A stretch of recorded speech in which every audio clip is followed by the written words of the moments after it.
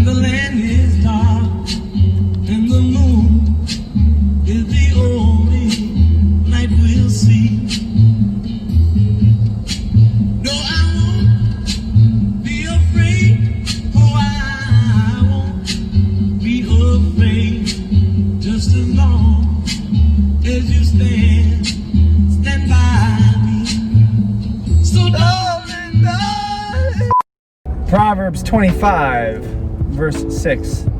Do not exalt yourself in the king's presence, and do not claim a place among his great men. It is better for him to say to you, come up here, than for him to humiliate you before his nobles.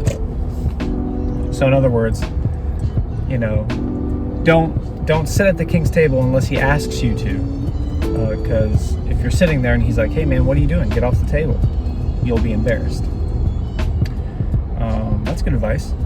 So I think it kind of boils down to pride, right? Like being a prideful person. And, so let's talk about that real quick. Why is pride bad? I'll let you take this one, Kyle. Well, I mean, think about it. If you're at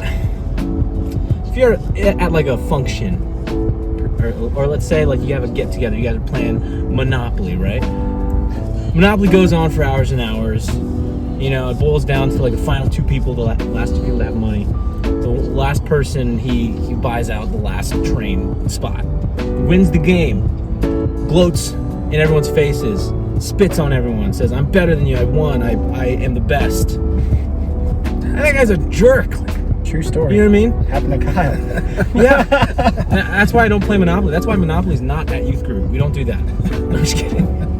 But no, I mean, if you think about it, if someone is super prideful in what they have, and they're gloating in people's faces and rubbing it in everyone's faces that I'm good at this, I did this, I won this, I have all these achievements, you're gonna look at that guy and you're gonna think, that guy's a jerk. I don't really want to be around that guy. You don't want to be associated with people like that, because ultimately what this person is saying is, I'm better than you guys. I'm better than everyone here.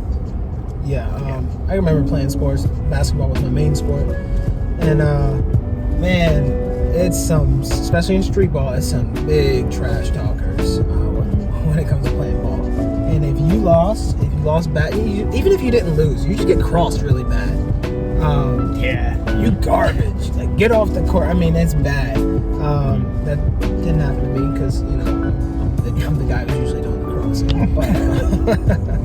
But yeah, man, like, even if the guy was on my team, like, I don't want to be with that guy. Like, I don't want to be on his team. If he's, like, trash talking the other team and he's just being a jerk, like, you don't want to be that guy, and you don't want to be associated with that guy.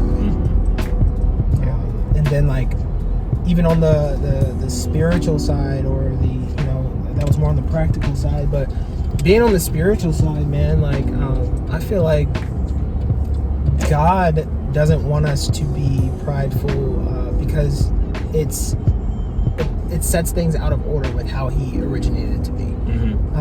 I feel like, God is at the top of the chain of command, and we come further down the line, and even us as adults, we're all grown men in this car, and we have authority, people over top of us and things like that. And when you take yourself out of that, and you set yourself, you mix things up and things are out of order, God doesn't bless things that are out of order. He's not going to bring blessings to your life.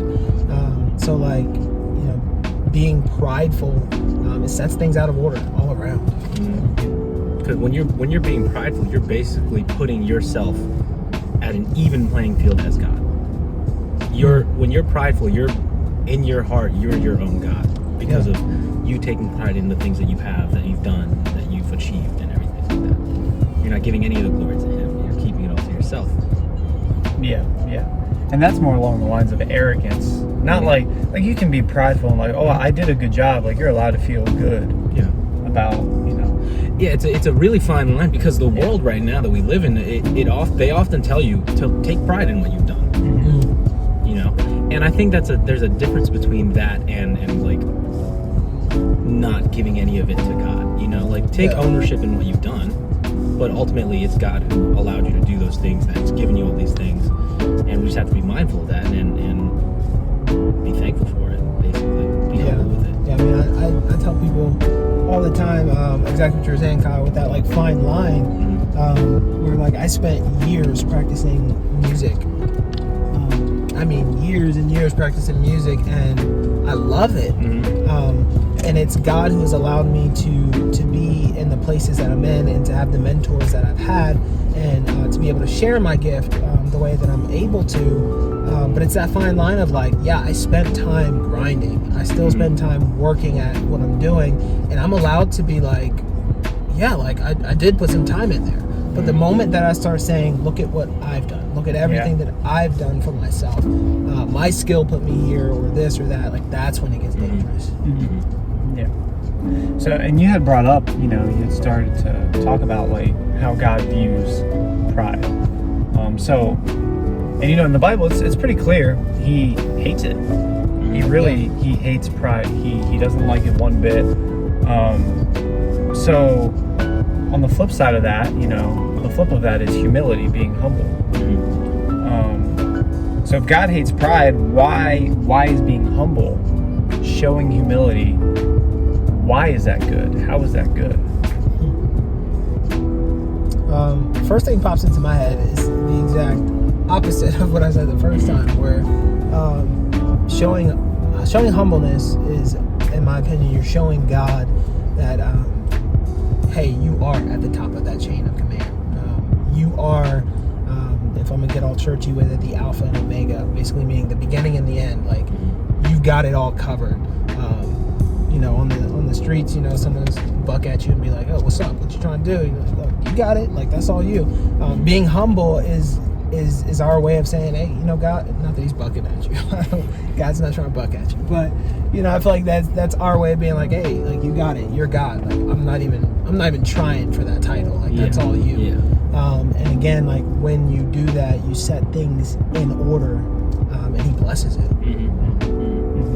And there's another side to that, because humbleness is the opposite of pridefulness. And when you're prideful, you're really looking for the gratitude of everyone else around you. You're looking for other people's praises on you. And that's where your heart is when you're being prideful and like showing everybody all these things. So the opposite of that would be, you're not looking for any of that praise for anything you do. And there's actually another proverb that talks about how God looks for your heart in what you do. So when He sees that your heart is in the right place when you're doing things, ultimately you're having a humble heart is the right heart that He looks for. So yeah, He'll bless that.